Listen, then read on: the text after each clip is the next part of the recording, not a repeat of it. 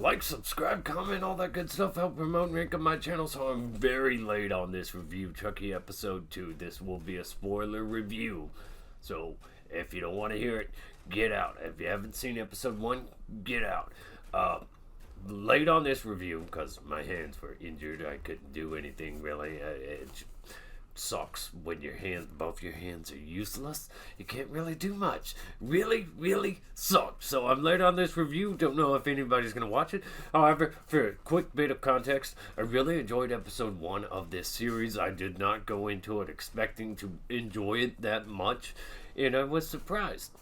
So episode 2, just a real fast catch up. I'll just do a brief summary of the episode and give some thoughts of it. So episode 2 sees Jake living with his cousin and his uncle at the death of his father at the hands of Chucky, that he is still pals with. Chucky, he's kind of responsible for, feels responsible for, and it's gained him some popularity, this ventriloquist act he's got going with Chucky.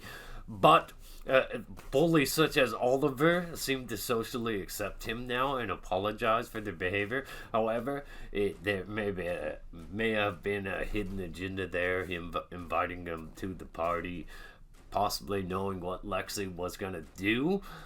And Lexi, and forgive me, I can't remember most of these characters' names, but Lexi and Jake's cousin still seems conflicted. Like, he cares about Jake, he doesn't want Jake to get hurt, but he goes along with whatever his bitch girlfriend wants to do. And what you end up with is Jake at this Halloween party, exposed at the end of the night to Lexi, dressed up like his dead father, reenacting how he died. It's really cringe, it's really awful, it's really trash. It works, but it's also cringe at the same time, and it makes you crave the death of this bitch. You want her to die. Just seriously, I cannot stand her. Kill her now. But this episode, the housekeeper gets killed by Chucky. Yeah, a lot of drama there. Jake and his cousin find it, and this leads to the detective coming there to visit, the same one that was there for the death of Jake's father. Can't remember her name, but she throws out the idea that maybe there's a connection here with Jake, the dead housekeeper, his father dead, gets in the head of the wife, kind of, which she really was on the fence about anyway. She didn't really like Jake that much, and she's kind of proposing the idea that maybe they're not fit to take care of him, and Jake overhears them having this conversation. Really great for compelling drama, really amps up things. And while this episode is mostly essentially filler, it does nudge things where they need to be. You've got Lexi being more of a bitch. You've got Chucky trying to convince Jake to pick up the knife, which he does by the end of the episode, getting him closer to that killer instinct, wanting to get revenge, take these people out. And that was great, but most of the episode was filler. Aside from that, the whole Hack and Sack podcast, I thought this episode would be a kind of a slaughter fest. We do get an interesting flashback to Charles Lee Ray as a child biting into an apple. It's really disturbing. They didn't really provide context to that, but you can see they're trying to plant the seeds that he's been deranged from the start, I would guess.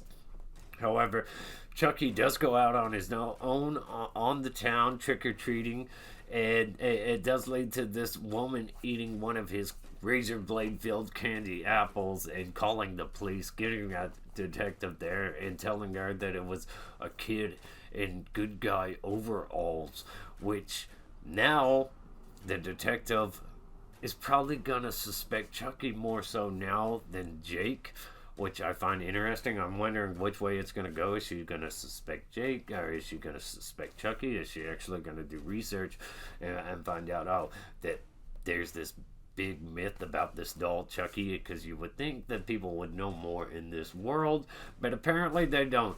The whole podcast intro stuff still doesn't work for me. It sounds like the kid's phoning it in when he's talking about, and like I was saying, I believe he said that Halloween is when the murder rate ramps up in this town. However, it didn't happen in this episode.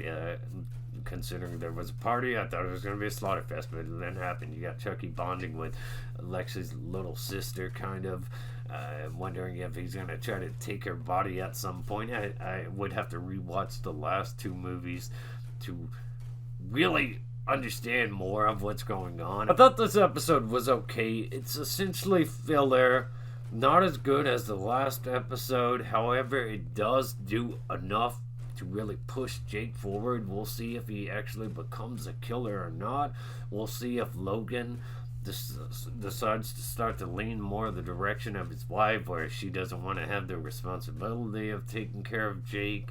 It's really interesting. They're slightly moving their chess pieces. Hopefully episode 3 is bigger and more eventful, but I'm still on board for this show and curious where it's gonna go. Average episode essentially felt like filler, but it did do some great things that do make it stand apart from filler episodes, because they have nudged Jake a little bit closer to becoming that killer that Chucky obviously wants him to be.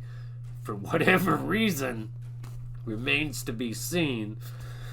Let me know your thoughts and opinions. Like, subscribe, comment, all that. Stay awesome. Rock on.